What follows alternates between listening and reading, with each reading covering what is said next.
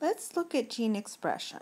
Gene expression refers to getting from the DNA the genetic instructions to the traits.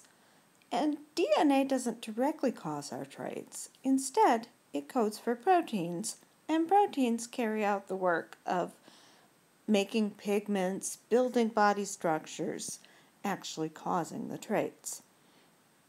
DNA, though, doesn't even make protein directly. Instead, it makes an intermediary. This lets the DNA stay safely in the nucleus, and then the mRNA carries its message out to the cytoplasm to make protein. The process of using DNA to make RNA is called transcription.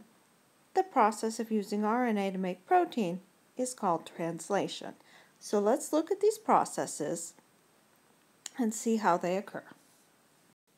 Our first step is transcription, using the instructions in DNA to make RNA. Remember that DNA is a double helix, but I've unwound it here to make it simpler. Made up of nucleotides. Each nucleotide has a sugar phosphate, which we're just drawing as a straight line, and a nitrogen-containing base, adenine, guanine, cytosine, or thymine. The bases are arranged in the DNA in such a way that adenine can only bind to thymine, and guanine and cytosine have to bind together. These are called complementary bases, and G and C must bond, and A and T must bond. To transcribe the DNA, an enzyme called RNA polymerase is going to come in. It will unwind the DNA helix and then start to use one strand of DNA as instructions to make RNA. RNA polymerase is going to add new RNA nucleotides to a growing RNA using the instructions in one of the strands of DNA. Base pairing rules are still going to apply, but RNA has uracil instead of thymine. Like thymine, uracil can pair with the base A with adenine. So RNA polymerase will bring in a U to base pair with the A,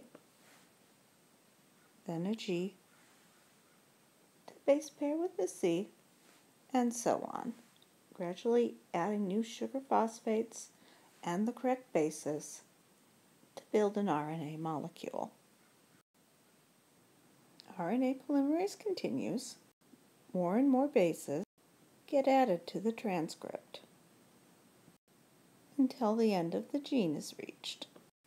The completed RNA molecule then moves out to the cytoplasm for protein synthesis, while the DNA rewinds until it's needed again. Translation is the process of using the instructions, the message in the mRNA, to make a protein. We can't use base pairing anymore because we have to make 20 different kinds of amino acids with only 4 different kinds of bases. So we use combinations of 3 bases, called a codon, to code for one amino acid. And you can see all the possible combinations of codons here and which of the 20 amino acids they code for. You just look it up in the table. If you look at methionine, it's green and it says that it's the start codon. So translation is going to start at the start codon, but we need to get 2 other types of RNA in here. Assisting our messenger RNA, which provides the code, will be a ribosome that holds everything together. The ribosome contains rRNA and protein. It has 2 parts that actually are separate and come together at the AUG at the start codon, but for simplicity's sake, we'll just draw it like that. The other type of RNA is tRNA, and tRNA acts as an adapter from our bases of mRNA to our amino acids. And they're kind of cloverleaf things, but we're just going to draw them as stars for simplicity's sake. At one end of a tRNA, we have the anticodon, 3 bases that can use base pairing rules to recognize the codon of the mRNA. At the other end, they bring whatever amino acid the RNA codes for, which in this case, AUG in our codon table codes for methionine, so it would have the amino acid methionine attached. So the tRNA brings the appropriate amino acid to the mRNA inside of the ribosome. And there are 2 sites in the ribosome that can hold tRNA molecules.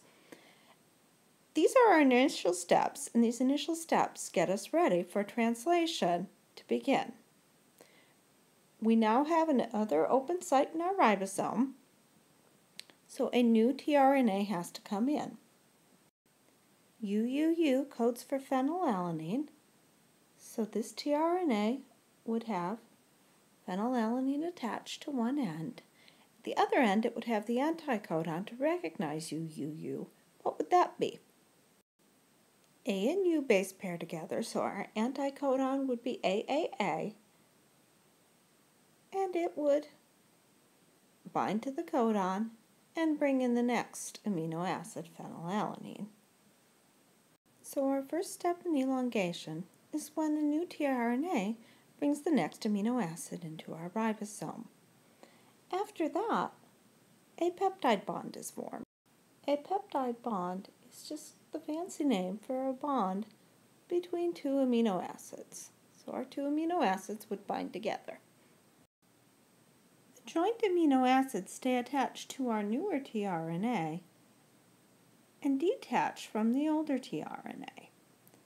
In our final step in elongation, the entire ribosome is going to move on to the next codon, and as it moves on, the old tRNA falls off and is no longer needed.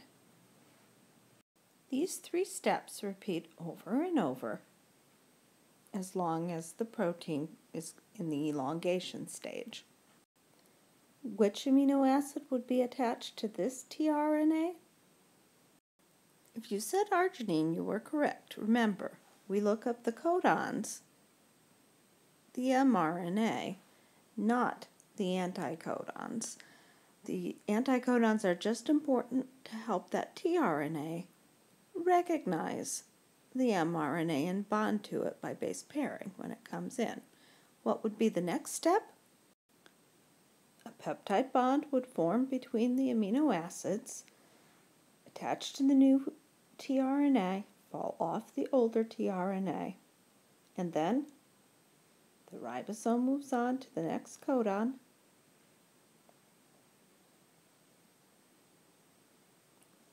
as the old tRNA falls off. And we repeat again. New tRNA comes into the ribosome, recognizes the codon, brings in the correct amino acid. A peptide bond forms, and the old tRNA falls off as the ribosome moves on to the next position. When we look up UAA in our codon table, we see that it doesn't code for an amino acid. Instead, it's one of 3 stop codons. These codons cause release factors to come in.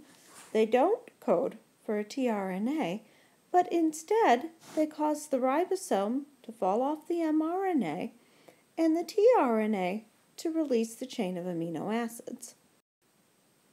So our mRNA is back as it was originally, but we've translated it into a chain of amino acids or a protein, the whole purpose of translation.